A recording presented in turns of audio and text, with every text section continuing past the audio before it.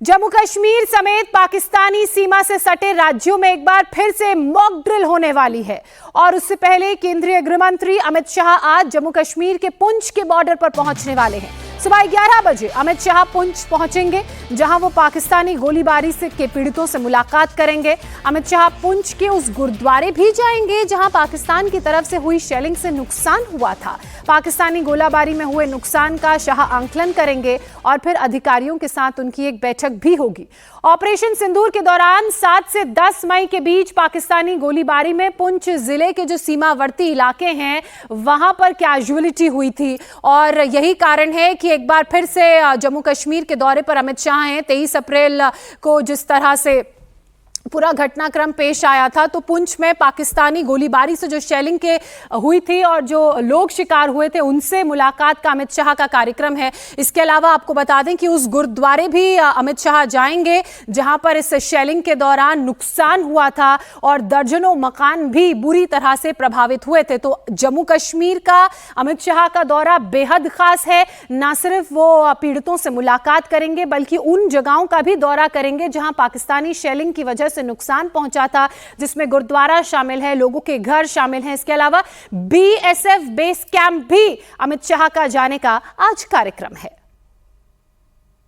देश के गृह मंत्री अमित शाह आज पुंछ दौरे पर हैं। हालांकि वो 2 दिवसीय जम्मू पुंछ दौरे पर हैं और अमित शाह आज पुंछ पहुंचेंगे और मैं इस समय मौजूद हूं पुंछ के हिस्टोरिकल फोर्ट के बाहर। ये वही चौराहा है जहां पर अमित शाह यहां से ही निकलेंगे। सबसे पहले आप तस्वीरें देखिएगा कि किस तरीके से सुरक्षा व्यवस्था जो है यहाँ पर कड़ी गई है। ये भारतीय सेना से लेकर तमाम जितने भी जम्मू कश्मीर पुलिस और साथ में यहाँ पर ट्रैफिक पुलिस ने इस पूरे चौराहे पर यानी इस पूरे चौक को जो है यहाँ पर सुरक्षा व्यवस्था को बढ़ाया गया है, क्योंकि ये पुंछ वही इलाका है जब 6 और 7 तारीख को पाकिस्तान की तरफ से जो गोलाबारी की गई थी, उस गोलाबारी में इस शहर को निशाना बनाया गया था और शहर को निशाना बनाने के बाद यहाँ पर लगभग 11 के करीब लोगों की जान गई थी और कई लोग घायल हुए थे।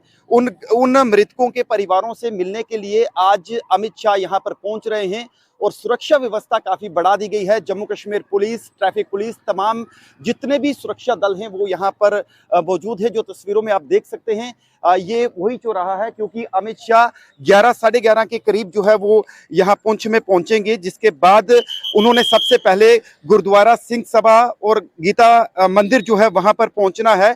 फिर उसके बाद उनका एक कार्यक्रम डाक बंगलो पुंछ में है, जहां पर वो ऐसा बताया जा रहा है कि नियुक्ति पत्र जो है भेंट करेंगे जो मृतक हैं उनके परिवारों को।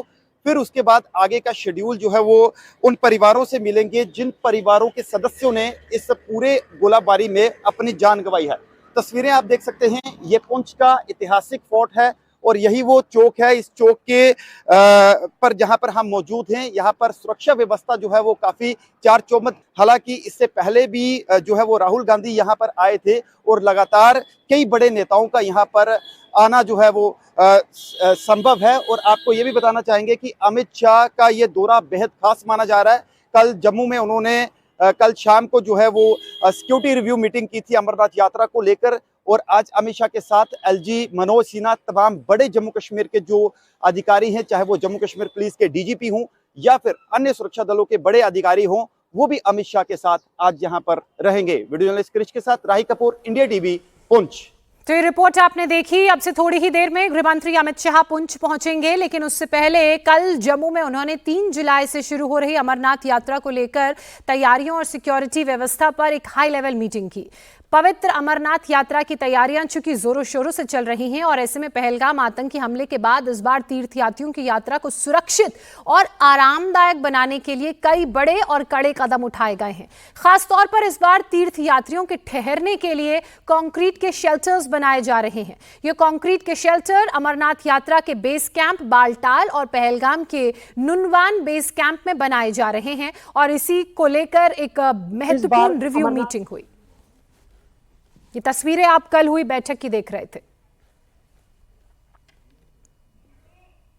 इस बार अमरनाथ यात्रियों के लिए सुरक्षा के साथ साथ उनके रहने और खाने पीने के लिए भी खास इंतजाम किए जा रहे हैं। खासकर नुनवन बेस कैंप, जहां से यात्रियों को हरी झंडी दिखाकर पवित्र अमरनाथ गुफा की ओर रवाना किया जाता है, वहां पर इस बार कंक्रीट शेल्टर्स बनाए जा रहे हैं। मेरे पीछे आप ये तस्वीरें देख सकते हैं, यहाँ काम जो है बड़ी तेजी से चल रहा है।